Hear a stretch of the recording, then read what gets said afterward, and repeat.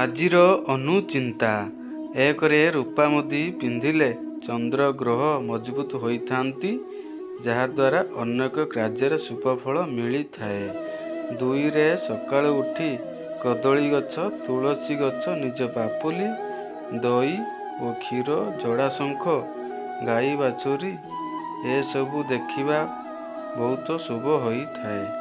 3ରେ ଗୁରୁବାର ଦିନ ଗାଧୋଇବା ପାଣିରେ ଅଳ୍ପ ଟିକେ ହଳଦୀ ପକାଇ ଗାଧୋଇଲେ ସୁଖ ସୌଭାଗ୍ୟ ପ୍ରାପ୍ତି ହୋଇଥାଏ।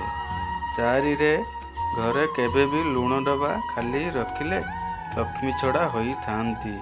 ଭୋଜନ କରିବା ସମୟରେ କେବେ ବି ନିଜ ହାତ ଭୂମିରେ ପକାଇ ରଖି ଭୋଜନ କରନ୍ତୁ ନାହିଁ, ଏହା ଅମଙ୍ଗଳ ହୋଇଥାଏ।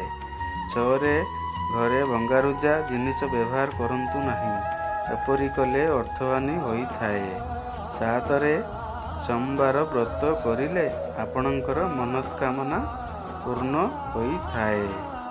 8ରେ ସୂର୍ଯ୍ୟ ଦେବତାଙ୍କୁ ପୂଜା କରିବା ଦ୍ୱାରା ମାନ ସମ୍ମାନ ମିଳିଥାଏ ଏବଂ କାମ ସବୁ ସହଜରେ ହେବାକୁ ଲାଗିଥାଏ।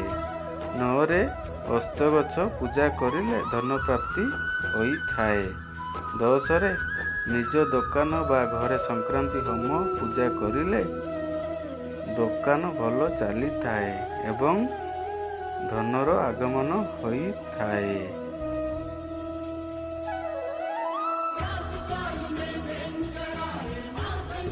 ଭିଡ଼ିଓରେ ଆପଣଙ୍କ ମନ୍ତବ୍ୟ କ'ଣ?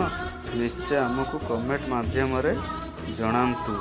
ଭିଡ଼ିଓକୁ ଗୋଟିଏ ଲାଇକ୍ କରି ସାଙ୍ଗମାନଙ୍କୁ ସେୟାର ମଧ୍ୟ କରିଦିଅନ୍ତୁ। ଭିଡ଼ିଓ ଦେଖିଥିବାରୁ ଅଶେଷ ଅଶେଷ ଧନ୍ୟବାଦ।